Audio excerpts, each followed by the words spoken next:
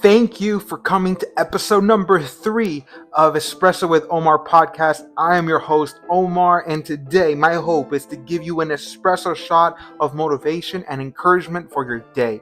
On this episode today, we're going to get a little personal, and I'm going to say some things that are going to be difficult for some of us to hear, but I need to do it because I want some of y'all to stop playing the victims in the games that you're playing in life.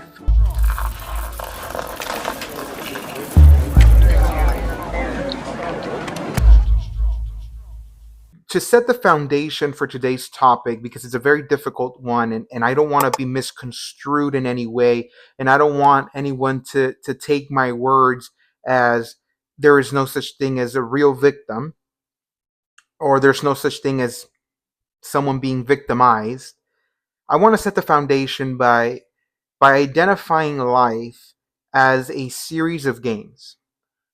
If life is a series of games that you play, choose the games you play wisely and choose the roles you play in the games even wiser.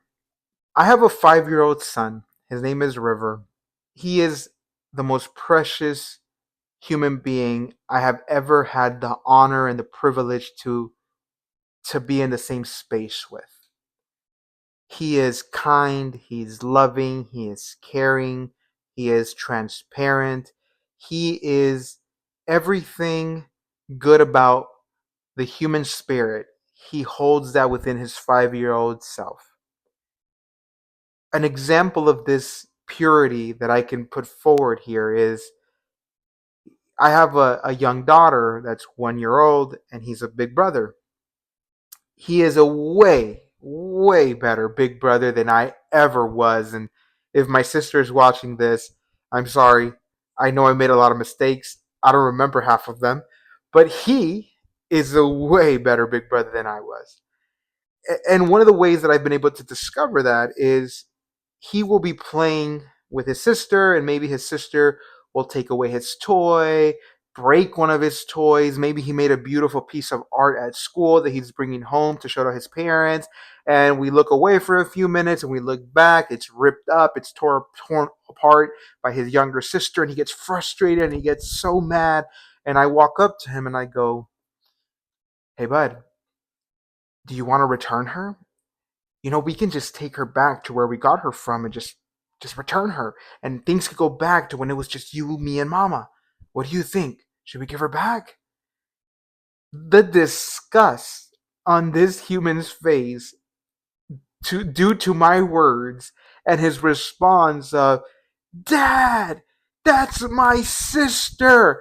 I would never do that to my sister. What is wrong with you? No, no, no, that's my sister." And he grunts to her and he hugs her and he's looking at me like, "What is wrong with you, human?" Well, when I was his age, if my parents came and set the same trap in front of me, well, let's just say I would have said, "Where do I sign? Where do we got to go to do that?" Because I love that deal. I'm in. I'm in. So the contrast between him as a big brother and me as a big brother when I was young, and the purity in his spirit as a human being. And it extends beyond that, right? He's willing to go in the community, to a park, to the school, to the grocery store, says hi to everyone. "Hello, hi, friend. Hi, how are you? My name is, what's your name? What are you doing? What's that? What's your favorite color?" A very social, very outgoing child, and that worries me a lot of the times as a father, as a grown up, as a man. I worry that I have to protect that for as long as I can, while at the same time teach him about the world and how it operates, and really guide him and help him understand that in this life there are many experiences, and some of them are not that positive. Some of them are gray. So I had my first opportunity to do this with him this week. He he had an experience with a classmate in school that was not being the nicest to him. Now I wouldn't call this bullying. I wouldn't say he was being picked on, but it was bordering that line. It was bordering the line where where I was getting really heated on the inside and maybe a little bit on the outside for for the thought of someone picking on my child and him not having the toolkit to defend himself, whether verbally, physically, and it's my responsibility to arm him with these tools for the world.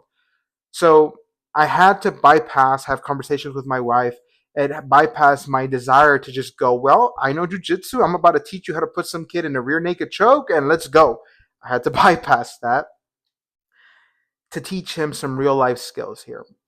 And the analogy that I used for him was the following. You play many games with your friends. You guys love to play games with each other. And sometimes friends bring different games, or you bring a game and you guys get to play together and have fun. Well, there's going to be people, there's going to be kids who are going to want to play a game where the objective of the game is to hurt you, is to make you cry, is to make you want to run away for their enjoyment. There's going to be kids that the game they want to play is I do something, you cry, I laugh. There's going to be kids that are going to come with games where I chase you because you're afraid, and I have a great time because you're afraid of me. And his immediate reaction was, well, I don't want to play that game. That's not fun. Exactly. It's because you don't want to play that game that you need to stand up, toughen up, and face them and say, hey, I'm not going to play your game. I don't want to play this game. Go play with someone else because I don't want to play with you if this is the game you want to play. But you don't run, you don't cry, because then you are participating in their game. By running away in fear, you are participating in their game as the person who runs in fear while they have fun. If you cry because they're playing this game, you are playing into the game that they are enjoying. So you don't cry, you don't run, you stand up for yourself, you toughen up and say, I don't like this game. I'm not going to play with you. If this is the game you want to play, get away from me. How many games are we playing in our lives where the only objective of the game is for someone else to have enjoyment from our suffering? How many games are you playing in your life where you have willingly chosen the role of victim in someone else's game where they get to enjoy seeing you suffer? I'm talking employers, bosses, supervisors who treat you in the worst manner for their own joy, for their own ego, for their own boost. You have decided to stay in the relationship with that employer, with that supervisor who is having a good old time treating you like garbage while you come home and cry about it and hate your life, hate your job, hate your supervisor, but continue to come back and play that game. Relationships. Maybe it's domestic relationships, domestic abuse, verbal abuse, emotional abuse, or maybe just toxic traits in relationships where the objective of the game you're in is they get away with bullshit and you have to put up with it. I'm talking friendships where the only objective of the game is you give and they take and take. You put all this effort and they put none. And you decide to stay in there knowing something's not right, knowing that you're hurting, knowing that you're the one that's getting the worst part of the outcome in this game, but you continue to stay. It's time for you to make a decision to stand up for yourself, to toughen up, to not run away, to not just cry about it, but to stand up and say, no more. No more. I will not be the pillow you punch. You do this with someone else, I'm walking away. I don't want to play this game with you anymore. How many roles have you accepted as the permanent victim? As the permanent butt of their jokes and inconsiderate ways?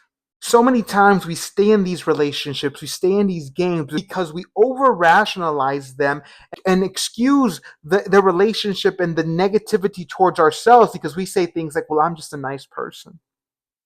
Everyone is on their own journey. They're willing to talk to me this way because they're hurting, but I'm nice. It's time to stand up, face the truth, and accept that the role you're playing is by choice. You have chosen to stay in a game where you can stand up for yourself and say no more. And say no more and walk away. And enter another space where you're going to be loved, accepted, respected, acknowledged, appreciated for everything positive that you bring to the table, where they're going to acknowledge you, where they're going to see you, where they're going to caress you, where they're going to love you, where they're going to call you out in a loving way. How many opportunities of growth have you cut yourself short from by remaining in environments and spaces and relationships in what I'm calling games where you're the victim and someone out there is gaining from your suffering? The excuses you make for those that hurt you don't protect you. They rob you of an opportunity to grow. Stop negotiating with your own fears and irrational rationalizations of why this must remain the same. It doesn't have to. You can make the choice to stop playing the role of victim in these relationships and in these games. It is your choice and your responsibility, as it is mine as a parent, to teach my son how to stand up for himself from people who want to play games where he suffers and they laugh. It is your responsibility to protect yourself. It is your responsibility to stand up for yourself. It is your responsibility to be your voice and stand up to those that want to see you suffer for their own enjoyment. Thank you for joining me on episode number 3 of Espresso with Omar Podcast. I hope today you got an espresso shot of motivation and encouragement to stop playing the role of victim in the game of life. Thank you.